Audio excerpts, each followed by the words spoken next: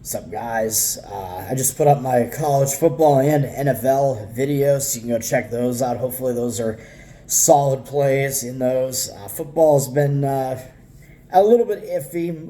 College football has not been good. NFL has been pretty decent. Recently, not as great in the NFL, but decent season overall. College football got a little bit better for a little while and then has been kind of mediocre since then, but not a great start to the college football season, unfortunately. So, overall, not great.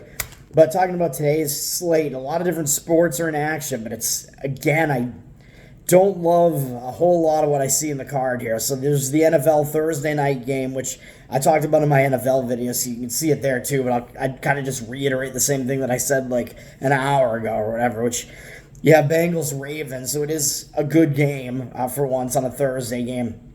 And it looks like the strongest play in this game would actually probably be to the over because that's the way it looks like. It's more of a pros versus Joes situation there. More of the professional money seems to be going that way. It's gone up from 44 to 46 on the total. I don't do that much with NFL totals, but I do notice it here, and I know that there are some professional bettors taking the over here. Even though you've lost a little bit of value if you're taking it at 46 instead of 44, but it looks like 50% of the tickets are on the under, but 81% of the cash on the over. So that's what's going on there. It's expected to be a higher scoring game. I think maybe because these teams know each other, maybe that has something to do with it. I don't know, because it's also a big game, so I think their defenses would tend to show up in this game as well. But the recreational bettors know at this point that these Thursday night games are ugly, and usually like offenses come in like tired and stuff, so you see like less offense typically. But it seems like people think that's not going to be, bettors think that might not necessarily be the case here. It might be because it's like Baltimore's a familiar place for Cincinnati. They're used to playing there, so like their offense might still be in rhythm coming in there. So that might be the case. As far as the side goes, Baltimore looks like they've gone up from 3 to 3.5, but it does look like 74% of the cash and only 69% of the tickets on Cincinnati. So even though it does look like Cincinnati's a little bit of a public road underdog there, it does look like more of the cash is on the Cincinnati side, and I lean slightly to Cincinnati here. Certainly not going to be a play, but both teams are coming off kind of embarrassing losses in a way. Bengals, certainly not a good loss to be coming off of. They were down most of the game against Houston, which luckily I won on, so yay for Houston. But that's going to be a game that might help Cincinnati refocus. They were in a bad spot there. They were probably looking ahead to this game that was coming up 4 days later against their division rival here, the Ravens, and they were coming off, I believe, winning. Was it winning in San Francisco? Or no, it was winning against the Bills in that primetime game. So it was those two games prior to the game against Houston. So that was a down spot in the schedule.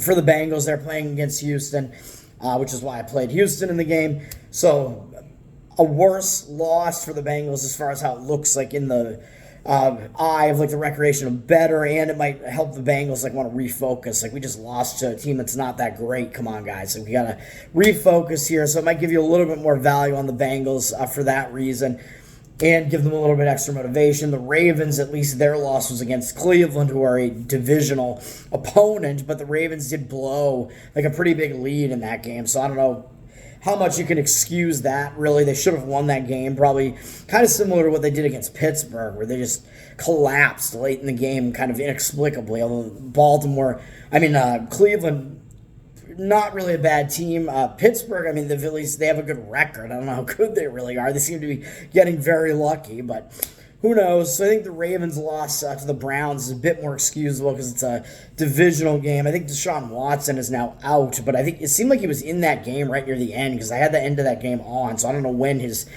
injury happened. But anyway, yeah, that's a tough divisional matchup, so that loss more excusable for the Ravens. Bengals loss more embarrassing, so that would put me on the Bengals, but also this is a road revenge spot. In division, like road reversal revenge angle, where what happened earlier in the season is the Ravens went into Cincinnati when Cincinnati was struggling early in the season and won the game as, I think, like an underdog of a few points or something. So when that happens, you have that divisional matchup, and in the first matchup, a road like underdog actually wins the game. and then that same team is at home in the next game, and the team that was at home in the previous game and lost is now the underdog. That team tends to be a very good play, and that's the spot that Cincinnati is in. So they lost as a home favorite against Baltimore earlier in the year. Now they're an underdog at Baltimore. Tends to be a better spot, a little bit extra motivation there. So the slight lean there is to the Cincinnati Bengals on the side. There's one college football game, which is BC at Pittsburgh, and this looks like a lot of reverse line movement. I don't have that strong a lean on it, but the market read would put me on Pittsburgh here against one of the teams that I root for in Boston College. But BC has 83% of the tickets, but only 59% of the cash. So there's certainly going to be a public team here because they have a better record than Pittsburgh. Pittsburgh has been pretty bad this year.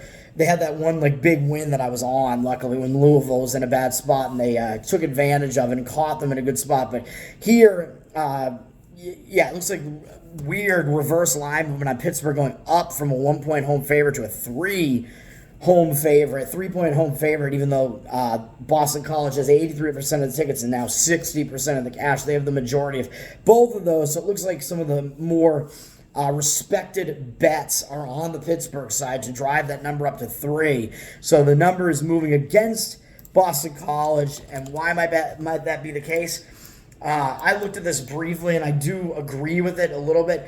So BC, they had a huge win streak going on, but it was mostly against not the greatest teams. I guess the best win they had in there, I guess, was maybe at Georgia Tech, probably. But they were able to become bowl eligible with that. They went on a nice 5-game win streak, got their 6th win, and then I leaned against them last week. Like I said, once they were off that 6th win, they had to play Virginia Tech, who I think was still playing for bowl eligibility. Yeah, Virginia Tech's still playing for bowl eligibility themselves. That got Virginia Tech their 5th win. So BC basically just didn't even show up, and Virginia Tech came in and they took care of BC, took them out. BC, what can you say? They don't have that much left to play for. They know they're going to a bowl, so not much to play for unless they have a big opponent, and I think that's what they do in their next game. So this game, they have to go to Pitt, even though it's kind of an isolated night game here on a Thursday. I don't know how focused you're going to be on a Pitt team that's got 1 win in conference, 2 wins on the season. BC probably won't be that focused on that one. And next game, they finish the season at home against Miami, which is certainly a bigger opponent and a bigger team, even though Miami, as I keep talking about, has had their mistakes and had their struggles. That might be a game that BC might be looking more ahead to. There might be more motivation for them in that game because it's their final home game of the season, and it's against more of a name team in Miami. So they might drop this Pitt game. They might overlook Pitt quite a bit here. So I agree with what I'm seeing in the market and lean to Pitt. I don't think I'd want to lay up to 3 with them, but if you can get something under 3 or a money line play, maybe I would say that's fine. Pitt, on the other hand, they really don't have much left to play for because they're not going to a bowl. So really all they have left is they have this game, which is their final home game. So it's senior night for Pitt. So that might give them some extra motivation. This is like the senior send-off for Pitt. So they might be motivated because of that. They do have a BC team that is going to a bowl coming in. So they might be focused for that just because BC has been an okay team this year. Pitt, like I said, all they have left now is this game, their final home game, to send their seniors off, which they probably want to do in decent fashion. They're on a big losing streak, too, loss streak, so they want to get a win here somehow. They haven't won since they caught Louisville in that bad spot, and their only other win on the season was against Wofford, who was an FCS team, so the Louisville game is their only FBS win, although they've had a somewhat difficult schedule for sure. So maybe Pitt's a little bit undervalued here because they've had a pretty difficult schedule, but they're coming off of maybe their ugliest loss of the season, really, against Syracuse, who is one of the bottom teams in this conference as well. Not a great loss there for Pittsburgh. Now it's senior night. They're at home, and they do have Duke to finish off the season, which Duke, again, another team that's bowl eligible, and there might be a named team, but this is senior night with a bowl eligible team coming in there, so that's why I would only look to Pittsburgh there. BC doesn't have much to play for in this one, and they might be looking ahead. They have more to play for in their senior day against Miami coming up in their next game. So the Pitt game, Pitt is probably going to be motivated in this one. Isolated senior night game for them, so they might pick it up. They want to look good in these remaining games at least. So I agree with the market on that one. That is the way I would lean there. We got two games in the NBA. Well, I should mention college basketball. There is a slate, but I'm still holding off on college basketball for now. There's just not much that I really like. Luckily, I've laid off almost entirely on college basketball so far because I haven't been right on most of it. And there's just not much to say here. Indiana has gone down from -13 to -9, so it does look like there's some play against them on Wright State. And I think the feeling there is that Indiana's got a look-ahead spot. They have UConn coming up in 3 days, so they're facing the defending champs up next. So that is a big look-ahead spot for Indiana, so it's possible they're looking ahead to that, and they might overlook Wright State, a little bit. But Wright State, not a terrible team. Wright State has been like a pretty decent team in the horizon. Recently, they've been one of the better teams in that conference. And they're playing a Big Ten team, Indiana, so it's kind of a big game for them. So the strongest lean on the college basketball board, I don't think I can quite get there with it. And some value has gone away from it because it was at 13 and now it's down to 9.5. But that's the way I would lean there, is to go against Indiana, because I think they're looking ahead to UConn, and Wright State might want to show up for a game against a Big Ten opponent there. So the motivational aspect of it would have me leaning to Wright State there, and it looks like the market is moving in that direction, but you've lost some value on the number there. So those are my feelings on that game, and not much else to say on the college basketball slate. In the NBA, where I've been rolling, man, I'm 17-6 in the NBA. I had the Phoenix Suns last night, another fairly easy win, even though I lost value on that. Like, I took them 5.5, and they closed like 4.5 or 4, and I was like, oh god, that's not good. Even though they did still have the cash discrepancy on their side. I don't know what drove the number down on them, but regardless of that, it was still easy win for them at any of those numbers. They won in a blowout against the T-Wolves, so yay, good for that. I continue to roll in this NBA. I was right about my Celtics lean too. Yeah, go Celtics. Beating the Sixers, getting a little bit of revenge there. I like that too. NBA's been rolling, though, 17-6 in the NBA, and that was my 8th straight winning day, even though a couple of the days were very slight wins. One of them was like $6 or something, but even so, like 8 days in a row, man, that I've been up every one of those days. It's a nice streak I've been on, hitting a new peak overall amount that I'm up for the year in 2023. So nowhere near as good as my 2022 was, which was like a historically good year, especially early in the year with college basketball. But doing well right now, and NBA has been really good to me, but I don't think I can get there on this NBA card. But there are 2 games, and the strongest one, I think, is to go against the Heat here. You got Nets Heat. Heat are sitting around a 4-point favorite at home. They got 73% of the tickets, but 69% of the cash are on the other side, on the Brooklyn Nets. And the situation they got here, so it looks like it's a pros versus Joes kind of situation here, where the public is going to want to be on the Heat. They've won a bunch of games in a row. They had a rough start to the season, and since then they've won 6 straight games. Although most of them were against kind of not great teams. Like, the good wins they have in there were beating the Lakers at home by 1, and maybe that's kind of it. Like, they beat the Hornets, Spurs, Grizzlies, Wizards. I mean, none of those wins are very impressive, but the public knows that the Heat are pretty good. I mean, they got some star power there. Jimmy Butler, everybody knows that they made the finals last year. They're a good team. They're leading their division. One of those, yeah, they beat Atlanta, so at least that was a divisional win for them there against the team that's right behind them in the division. But Miami's on a hot streak right now, so everybody's going to want Miami here. The recreational bettors are going to want Miami. They know Miami has those star players, and they're the returning runner-up from last year. It looks like they've they're finally playing like we thought they would after a rough start to the season. And their losses were to pretty good teams, but there are a few factors here that put me against Miami, but a couple of things that keep me off it just slightly. So Miami's returning from a road trip, and I think they only have 1 day off, so that's a bad spot for them. They won all 4 games on the road trip, but it was against Grizzlies, Hawks, Spurs, and Hornets, so no like great wins really to speak of in that road trip.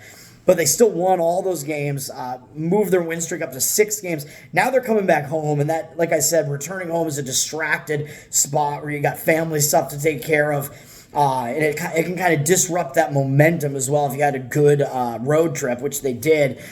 They got the Brooklyn Nets coming in. The Brooklyn Nets are a team that, they're a known team, like a named team, but they've kind of been playing not that great more recently, I guess I would say, even though they are above 500 this year. But the recreational bettors, I think, are just kind of off the Brooklyn Nets train. The Nets are kind of trying to gain some chemistry with some of the new pieces that they have. They traded guys away last year, and I think they did, and they didn't really do that well after they did that. So they haven't really been that great since then.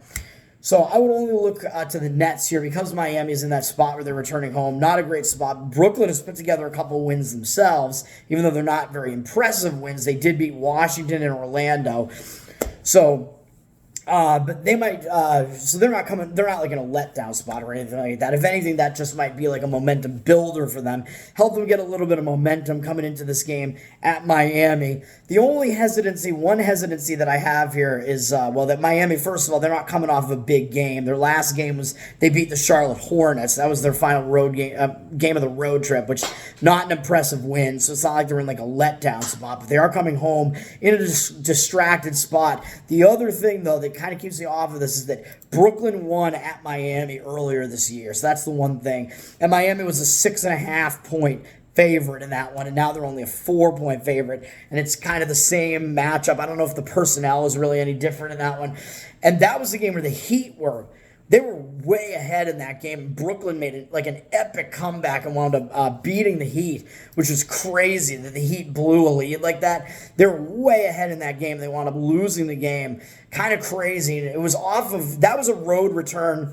Just like this one is, the Nets catch Miami in road trip returns, both of these games. So that was a road trip return, and Miami was off of a somewhat tough game, close loss to the Bucks. So Miami was indeed in a bad spot there. And on that road trip, they lost to the Celtics, the Timberwolves, and the Bucks. So 3 good teams on that road trip. And they were coming home from that. So that was a bad spot for them too. And they were coming off those big games. So I think Miami kind of got caught there in a bad spot, lost to the Nets. They're in a bad spot again here, also on a road trip return, but I think it's maybe a little bit less of a bad spot because the games that were on that road trip were against easier opponents, so they had to put in maybe a little bit less effort in some of those games. Still a bad spot for Miami, though. I still lean against them, but that gives me a little bit of hesitancy there, and the fact that in the same spot it already happened. They already lost to the Nets in a very similar spot. They probably remember that. I don't put that much stock into revenge, but when it kind of like just happened not that long ago on your own floor, you might kind of remember that, and that might give you a little bit of focus, a little bit of motivation, because you remember that team did just beat you in your house in a spot similar to this one. And the other thing is that there might not be line value here because Miami, even though they've been really hot recently, they're only a 4-point favorite. In that other game, they were a 6.5-point favorite. So I don't know why there's that line difference there. So it looks like there's a little bit less value in taking the Nets as an underdog there. It might mostly be because the Nets have been playing kind of better than expected recently, so that might have something to do with it, but I'm going to stay off of it. But overall, I do lean against the Heat, and the market does look like it's going against them. The other game is Thunder Warriors, and the Thunder have gone up to 2.5 against the Warriors, from 2 to 2.5 as a road favorite. They got 91% of the cash, but only 71% of the tickets. So it looks like there is a cash discrepancy on the Thunder, even though they're the public team at this point, which is crazy to think about the Thunder being public on the road against the Warriors. That's just wild at this point. The Warriors have just sunk that low, I guess. I don't know. But I don't know if I would want to play the Thunder at this point because the Thunder have been playing pretty well recently, and they're up to a 7-4 record, but their wins aren't exactly that impressive for the most part. So I don't know what to think about this. The line is telling you that the Thunder are the significantly better team at Golden State, and maybe this means Curry is still out or something, because he did miss one of those games for Golden State. I think the last game they played he missed, so maybe that's factoring into it. Maybe he's out, and maybe that's why the line is where it is here, because otherwise I don't think the Thunder are the better team than Golden State, even though they now do have a better record than Golden State. It's just Golden State's got to turn it around somehow. They lost twice to the Timberwolves, which those are tough games, so maybe they're in a tough spot because they're still coming off back-to-back big games against the Timberwolves. So maybe you could say Golden State's in a bad spot still, because of that. They're coming off those big games against one of the teams that has one of the top records. So tough games there that they had. So I'm not going to have any lean on this. I don't have, yeah, I just think it's an interesting game. It's kind of an isolated game with only two on the board, but I don't know what to think about this. It does seem like the line movement has gone too far on the Thunder side, but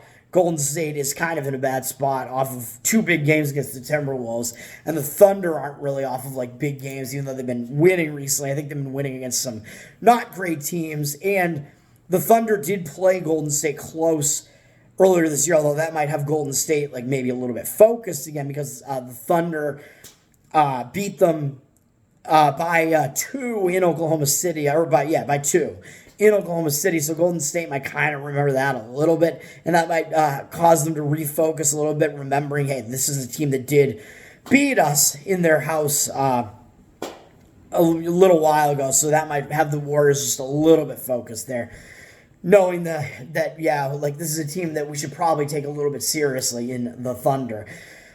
Moving to the NHL, this is where I'm going to have the only play that I have on the day. I don't know if there's anything else to really say about this board. Really, I don't know what else to say. I looked through the board, and there's some kind of confusing spots here where I think, like, the Calgary-Vancouver game. Well, first of all, Ottawa-Detroit, I just think it's weird. That game's an afternoon game here, Eastern time, because they're playing in Sweden. So I don't know what's going on there.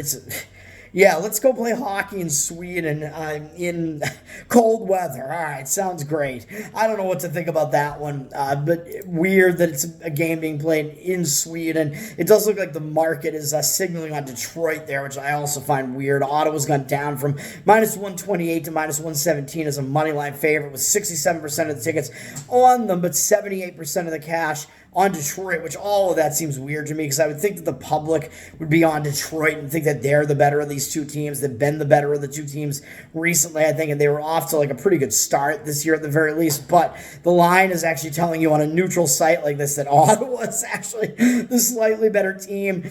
But then the market is actually signaling against Ottawa, and it looks like the cash discrepancy and the money line has moved down, both of those in the direction of Detroit. So that's all very odd to me. I don't know what to think about that at all. Calgary-Vancouver is at least kind of an interesting game where Calgary is indeed returning from a road trip where they went to play the Eastern Canada teams and finished it by beating the Canadians. But that was a game that I mentioned where the Canadians were kind of in a bad spot, in a sandwich spot between some big games. One of them being a loss to Vancouver right before that, and they had big games up after this as well. Montreal did. But people might look at that and see that, well, Calgary beat the Canadians, and, actually, Calgary beat the Canadians only 2-1, though, and Vancouver beat them. Wait, what am I even talking about at this point? Yeah, Vancouver beat the Canadians also in Montreal by more than that. So obviously Vancouver is just the better team, though. So the public, the recreational guys are going to want to probably be on Vancouver here. That's what kind of keeps me off of this a little bit. And Vancouver had that. They're on a back-to-back though because they had that weird isolated game last night where they were returning over from a road trip, and I thought it was a bad spot for them, and they were losing 3-1, and they wound up coming back and winning in overtime against the Islanders, which is crazy. Mentioned that I lean the Islanders in that one, so there are negatives for both of these teams is what I'm trying to say. I just think it's kind of interesting, just there are angles all over the place in this one. Calgary's returning from a road trip, which is a bad spot. Vancouver just played yesterday, so they're in a back-to-back, so they're probably kind of in a bad spot, and they had to make a comeback in that one, so they put in effort kind of wire to wire to wind up getting that win, so I don't really like it. It's a bad spot, I think, for both teams, and Vancouver's going to be getting more of the public action, I would have to imagine here. Well, actually, they're not. It looks like... yeah, they are. They are. So it looks like Calgary, even though they've gone down from -125 to -121 on the money line, it looks like they do have 82% of the cash on them, but 55% of the tickets are on the other side on Vancouver. So Vancouver's the public team, and even though the money lines moved down a little bit on Calgary, it does look like Calgary's getting a lot of the more significant bets, at least. So it looks like maybe some of the professionals do like Calgary, even though they are on a road trip return. So I don't know what to think about that one, really. there are angles that lean both ways in this one, but I do also think it kind of looks like a trap in the fact that Calgary is actually favored, and people are going to look at that and say, how can the team with the worst record in Calgary, even though they're at home, how are they like favored over Vancouver? And it looks, the line is telling you the teams are like close to even almost, and it's like, how could that be the case? There's got to be value taking Vancouver at an underdog price, right? I think that's what the public is going to think. So when they think that, I tend to like lean against it. I just can't get there with Calgary though, because they're on a road trip return, so there's no way I want to do that. Yeah, and then you have Islanders and Seattle both played last night as well. I don't know if there's much there. Seattle's gone down from -120 to -110 on the money line, even though they have 79% of the tickets, or 79% of the cash, but only 71% of the tickets. Not really much of a lean there, though, although I think it's interesting. The line is kind of telling you the Islanders are actually a slightly better team there, which I think people are going to kind of remember Seattle being a playoff team last year, and they have a little, their name carries a little bit more weight, I think, at this point, so people might not think that the Islanders are actually the better team. The Islanders, I continue to say they're like an undervalued commodity, and they just keep not quite getting there, so I don't know. Let's get to the actual play before I have to get out of here. My actual play is going to be on the Columbus Blue Jackets, and I think I lost on them once this year. Hopefully this doesn't screw me. This is my only play on the board today. It's slim pickings today and things that I actually like. Even though I think Pittsburgh in college football is actually a somewhat strong lean, I would say. But you're losing a little bit of value if you have to lay the 3 on Pittsburgh there. I would prefer to lay less than a field goal to get them to basically just win that game. The game I'm actually on, Columbus Blue Jackets, Arizona Coyotes. I was on them in their last game, and I think they've gone down from -125 road money line favorite to -118, even though this does look like 82% of the cash is on them, but 60% of the tickets. So it looks like there's a cash discrepancy in the favor of Arizona. I don't think that's actually true.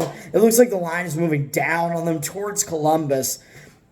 And it's at the point where it's almost like a pick the winner situation. And of course, if you're a public bettor, a recreational bettor, and you're looking at this, I think you're probably going to want to play Arizona here because nobody likes Columbus. I mean, Columbus hasn't done much of anything. They're a below 500 team. Of course, Arizona's slightly above 500.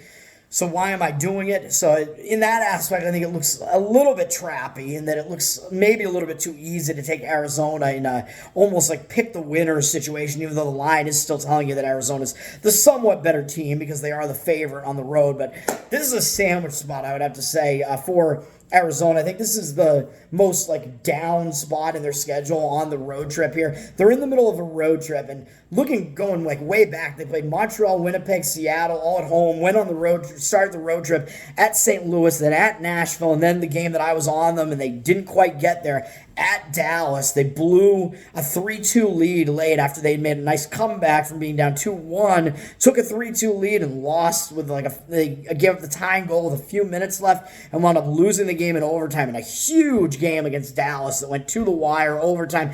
Big effort there, big game. They've had a slew of more kind of step-up type games, and culminating in that one, a huge game for them, and it's a loss. I think they're going to be in a hangover spot, and they have to go to Columbus. Nobody's going to really pay that much attention to Columbus. I think they might look past this Columbus team, and they have bigger opponents up on deck.